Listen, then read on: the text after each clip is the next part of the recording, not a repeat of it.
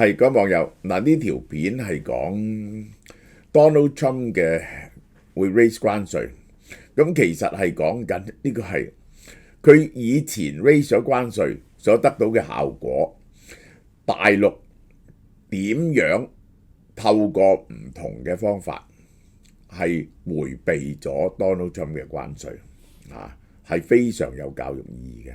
好啦，嗱，首先講講啊，3月1號起啊。3月1號起，我哋有新嘅貢獻，呢一個係咁咧就係我哋兩種會員，一種就50蚊，一種10蚊，一種50蚊。如果你識得就去呢度 Patreon Mr. Seal 嗰度 ，Mr. Seal 嗰度10蚊同會費同50蚊會費，佢咁嘅，咁就可以獨立買你有興趣嘅文章嘅，呢個就係咁你就唔需要係會員都可以買嘅，咁就逐條片你揀嚟睇，呢個喺商店嗰度10蚊美金有乜嘢嘢咧？我講俾你聽嗱，第一有聲音版啦，冇廣告版啦。其實我好多片咧係早一日拍嘅，一定有2條聽朝嘅，嗰啲咧一鋪上去你立即睇到，因為喺 YouTube 咧我係跟住個時間嚟到發，跟住嗰啲人呢個睇片嘅 schedule 嚟到發嘅，所以咧就會好有時咧係遲咗10幾個鐘頭，你立即睇到有資深投資者分享美股外匯嘅實戰策略，我有2個人，每個禮拜有個 note 俾你，呢啲咧真係好成功嘅投資者，一個喺美國一個喺香港係做 currency 嘅，一個做美股嘅，可能咧仲有一個做港股嘅，報告港股嘅最新，而且咧每 Patreon 會員專屬，嗱呢個咧淨係喺 Patreon 有得睇 ，YouTube 冇得睇嘅。呢啲全部只係 Patreon 有得睇，每週有2篇，唔係有2篇唔係文章，有2篇財經分析，即係譬如我哋會跟你 follow up 住所有興趣嘅股票，譬如我第一篇就會出㗎啦，就 Palantir 3月1號，究竟 Palantir 嗰個實質上嘅生意，佢嘅對手值唔值得投資呢啲問題咧係咪解答晒你？佢而家會唔會太高咧？最近回咗好多咁你應該點樣買法呢？每個禮拜2篇嘅，然後咧後邊有我嘅 note 喺度嘅獨家觀點。50蚊美金咧，我唔預備好多人啦，呢個就係呢啲嘢全部都有啦，當然係加咗每個禮拜1次。我講緊我點樣處理我嘅倉，我將呢個禮拜嘅買賣話俾你聽，同背後嘅理由話俾你聽。咁呢個好重要就係你睇見我買入邊隻股票。同我考慮緊邊隻股票，同埋我用乜嘢嘅比例嘅錢去買呢啲股票，同埋幾時有風險，我覺得要減倉。即係我覺得我對大家過去嗰2個月最大嘅貢獻就係，如果你有聽我嘅，就係我一路叫大家減倉尤其是呢個 Tesla 同埋台積電。即係我一個 advice 俾你咧，係可以令你慳好多錢，蝕少好多錢我係對於迴避呢個股災係非常有經驗。幾時有泡沫，我立即感覺得到個風險，呢個就係即係通常都係幾年有一次咁上下嘅啫。今次2個月前我就同大家講呢個 Donald Trump 風險冇辦法唔減持，咁結果我而家。即係除咗買債券嗰啲人專捉我啲自殺，我有啲嘢擺開我就唔計嘅，嗰啲做債券嗰啲咧係救命錢嚟嘅，其他嘅身家咧就只係得3成喺股票啫，最多嗰陣時咧係8成嘅，而家3成，我等緊個入市嘅機會，等緊 Donald Trump 幾時佢發揮個惡作用係最惡劣嘅。而我估到佢會轉態，呢條友如果經濟惡劣咧，佢會轉態嘅。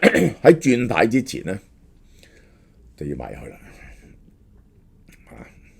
佢會 back down 嘅，結果咧就會造成高通脹嘅咁呢個咧就會造成加息，咁於是咧就個市就會回一段好 substantial 嘅時間。但係 Donald Trump 唔會死硬到底嘅，佢唔係習近平。咁呢個 timing 咧就好重要，我俾你嘅 advice 咧就好緊要。50蚊咧，有啲人話好貴喎，呢個好好笑真係。$50400一個月，兩股就已經喺度，呢個人嚇兩股已經喺度。Donald Trump 2月1號簽署命令，對加拿大同墨西哥徵收25% 關稅，對中國加徵10% 關稅。喺加墨兩國領袖加強邊境執法之後咧，延遲咗1個月。其實咧係應該咧係延遲到3月6號。3月6號，咁佢會唔會加？嗱，我要解釋俾你聽先。佢本來結果就加咗中國，佢會唔會加加拿大同墨西哥呢？一定有一部分豁免。點解呢？因為有啲咧佢用其他方法加。舉個例，而家排緊期嘅有幾多嘢加呢？除咗加拿大同墨西哥，我講俾大家聽，有幾多種關稅要加呢？鋼鋁嚇，3月已經實施啦，25%，即係加拿大好多係鋼鋁，所以加拿大已經抽咗25% 鋼鋁。呢一個預備仲抽嘅乜嘢呢？汽車25%，呢個一定抽嘅汽車。咁墨西哥同加拿大有好多又係汽車，所以加拿大同墨西哥呢就唔需要即係唔需要呢啲嘢再徵一次，可以豁免咗好多啦。因為呢兩個已經抽咗好多。半導體呢個就點解我咁驚台積電由25% 開始啊？我相信會陸續跟住時間一路加上去，最低限度加到50%，可能加到100%。最估唔到嘅就係個對等關稅，即係人哋抽佢幾多稅，同埋有 value added tax 佢就抽人哋幾多稅。呢個問題係複雜好多嘅。咁好啦，呢啲嘢如果你抽足咗墨西哥同埋加拿大嗰時咧，加拿大同墨西哥剩翻嗰啲嘢要抽幾多咧？唔會再抽兩次嘅，即係唔可以加拿大嚟抽25%，加拿大嘅汽車嚟又抽25%，加拿大變咗50%，即係呢個咧係唔合理嘅。咁所以呢啲重複徵收嘅會被豁免，剩翻咧就好多低價嘅產品嚇。有啲咧係要豁免嘅。舉個例，我舉兩樣例子俾大家聽。一個就由墨西哥入口嘅，喂，呢個菜同埋生果你豁唔豁免呢？ Donald Trump 不敢不豁免。如果唔係美國嗰個 grocery 嘅價錢即刻大升。加拿大輸去美國嘅能源要唔要豁免呢？我諗要豁免咯。加拿大輸去美國嘅木材要唔要豁免呢？可能徵一部分。能源一定唔可以徵咁多，係揾自己笨嘅啫。加拿大每日有400萬桶石油去美國嚇，呢個就係呢個墨西哥嗰啲 grocery。所以咧，佢而家講一樣嘢 ，Donald Trump 政府話俾墨西哥官員，有啲咧叫你抽中國進口商品徵稅，咁於是咧美國就唔會對你呢啲嘢施加關稅，因為如果你抽咗中國嘅關稅嗰陣時，嗰啲嘢入去墨西哥係貴咗，咁墨西哥咧就係將佢包裝過去美國就已經貴咗。如果你再徵呢個墨西哥嘅關稅，咪貴上加貴咯。呢個就係咁解，呢個就係。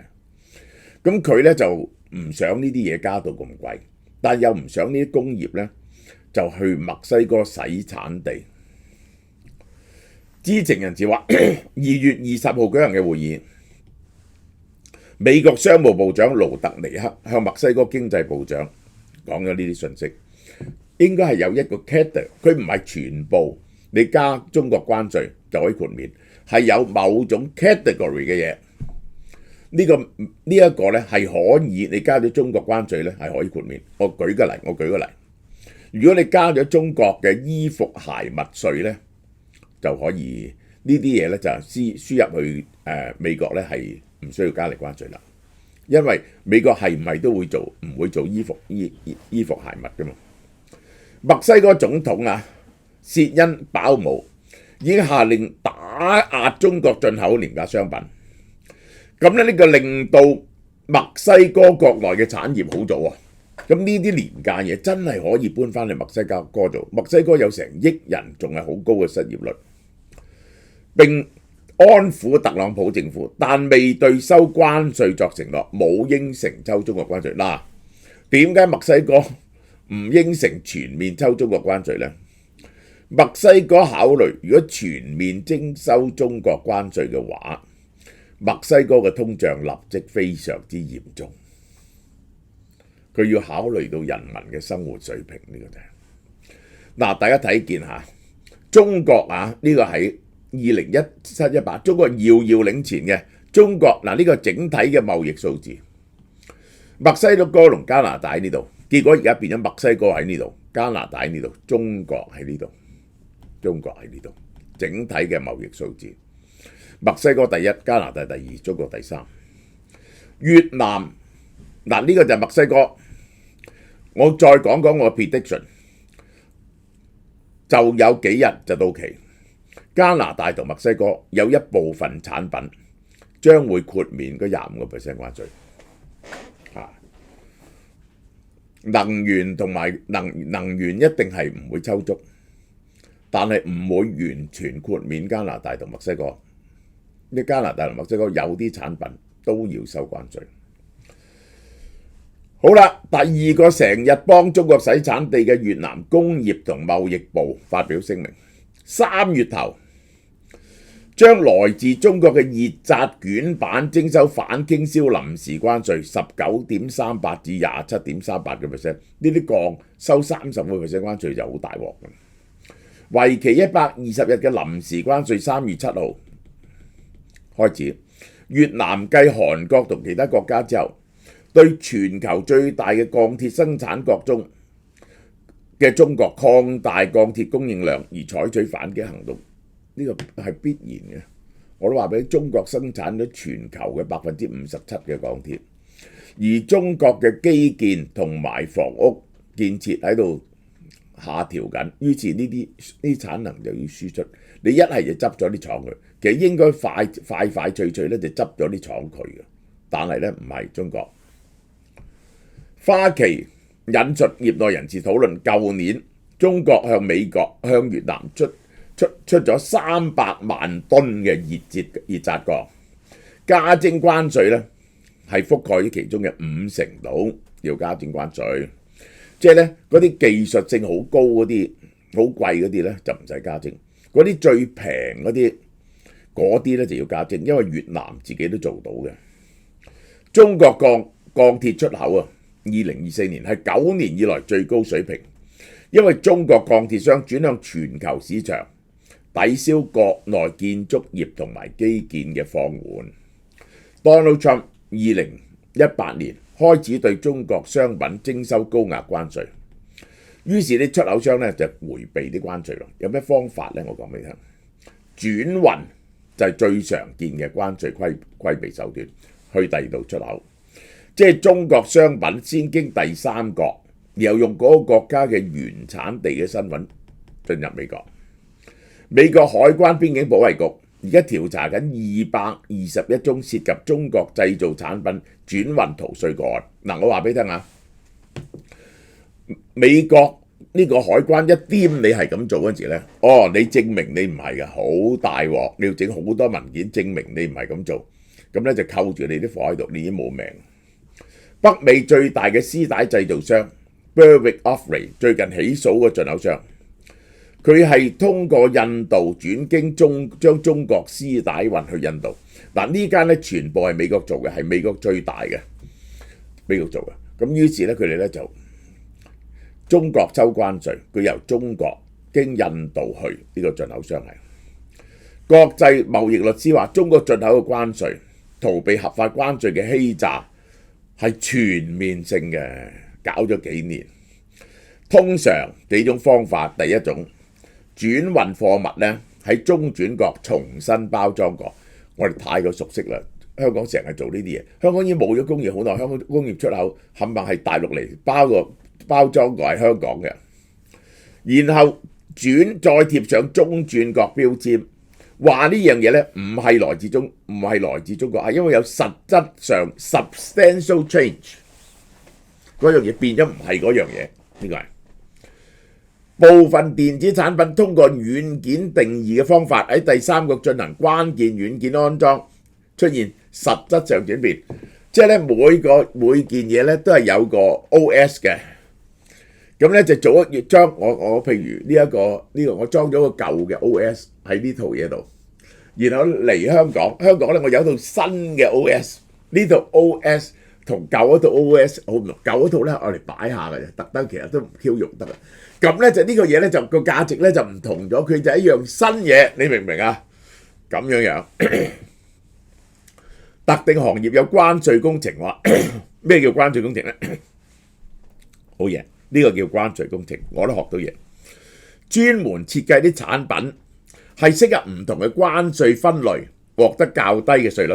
睇個關稅分類，咦？原來咧冇摩打嗰個咧就係關稅平啲喎，呢個係就係第二個 category 啊。咁我咧就用嗰個入口，然後先加個摩打來。嗱呢啲咧就要專係針對一早設計嗰件嘢嗰時咧，就預咗可以加摩打來，但我就搞到佢唔係電機產品，你明唔明啊？呢個係呢啲咧叫關稅工程啊，因為好複雜噶嘛，嗰個表係呢個係實質性轉變，係海關判定稅率嘅關鍵概念，用嚟確定商品係咪變咗唔同嘅嘢。嗰個商品係乜嘢就徵乜嘢關稅，你明唔明啊？同埋個原產地喺邊度，就睇下佢有冇實質性改變。美國國會注意到呢個問題，好多議員咧已經提出法案，要堵塞中國製造商常用嘅逃稅漏洞。最好嘅逃稅漏洞咧，塞嘅方法咧就係點咧？就係咧，即係喺越南同墨西哥先抽佢25%關稅先，即係嗰度入口咪堵塞咗。你去越南。你越南改裝冇意思啊，咁你又要去第二個國家改裝去越南啊嘛，即係咁樣係。單車製造商發現中國廠商將生產線搬去越南，然後將啲中國零件產生，然後免關稅出口到美國，呢個最容易嘅。即係咧係嗰陣時好笑嘅，我講俾你聽，走私係點咧？我最記得呢個90幾年嗰時，大陸啲汽車好貴㗎嘛，佢將架汽車鋸開2架，然後去大陸鑲翻埋佢，你知唔知啊？即係拆開係零件，然後去到咧就夾翻埋，呢個係好容易做地將佢夾翻埋。一啲中國公司咧就協助其他企業喺墨西哥建立生產基地，因為墨西哥、美國同埋呢個加拿大。就有一個本來有個叫北美自由協定，後來 Donald Trump 廢除咗，而家呢個叫做加拿大、美國、墨西哥自由貿易協定。部分進口商用最低起徵點，即係咧一件嘢起碼都200蚊先抽水，我將佢拆開10件，然後將佢夾翻埋，每件都唔夠400蚊，夾埋咪1000幾蚊，即係咁樣樣，最低起徵點。用會計師策略，用會計師，即係點講呢？會計師策略咧就好多方法嘅，將供應鏈嘅部分環節轉移咗，就 undervalue 咗嗰樣嘢。舉個例，本原來呢樣嘢咧就好多嘅嗰樣嘢，好多嘅有好多嘅專利啊嗰啲咁嘢。要叉住落個產品度，我就唔叉住嗰啲專利，咁成件嘢咪平咗好多。於是咧就走咗去，降低進口嘅價值。安永會計師話，公司可以剔除無形成本嗰啲 without a D，就攤咗去個子公司嗰度，咁於是咧就減低個關稅額。美國對外關係委員會呢個人話，關稅政策改變咗全球嘅通道。嗰啲貨物點走，但總數咧一 Q 樣係冇 Q 改。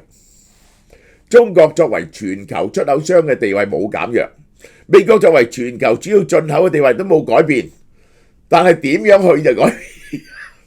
本來中國去美國，好似捉老鼠咁樣。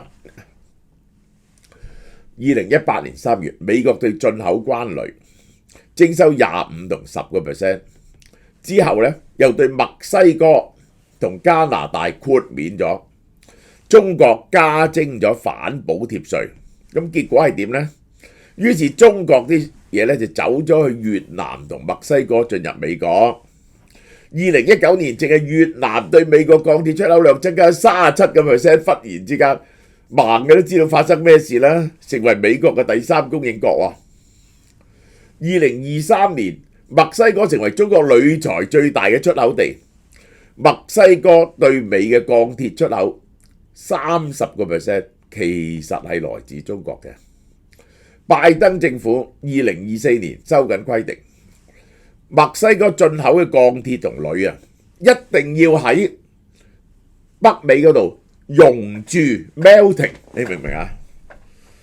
咁你唔可以入口啲整好晒啲材料嚟，你要喺呢度由 iron ore 開始熔鑄，結果1個月啫，墨西哥對美國出口跌咗18%，點解？中國嘅轉口份額縮減到不足5%，但越南、土耳其替代中轉國對美國鋼鐵出口增加23%，貿易即係改道路啫，而唔係減少。美國對中國嘅貿易逆差由2018年嘅4170億美金縮小到2023年嘅2780億美金。但美國由越南、台灣嘅逆差咧擴大，嗰條數咧係冇分別。關稅政策使到中國企業喺全球尋找立足點，好似太陽能企業，我都話明俾你聽，出嗰啲太陽能冚唪唥喺大部分喺馬來西亞同埋越南、泰國3笪地方組裝，其實整好晒嘅，嚟到將幾件嘢夾埋啫。電池製造商搬去摩洛哥同新加坡呢啲咁嘅地方。貿易壁壘並唔能夠使美國嘅製造業回流，係0。肯特國際前 CEO 話關稅只係將生產線轉移去亞洲其他國家啫，並冇增加到美國嘅就業。結果美國嘅本土鋼鐵因為收咗啲稅，由2018年開始上升42%。汽車製造成本增加5至8%，反而削弱咗美國製造業嘅出口。喂，你嘅成本貴咗，你啲嘢咪冇人買？我都話你整一個龐大嘅貿易壁壘，而人哋個國家入邊繼續自由貿易嘅話呢，得到嘅結論呢，呢個世界有2個市場，一個叫美國，一個叫美國以外。咁梗係美國以外冇關稅嗰個呢 efficient 好多。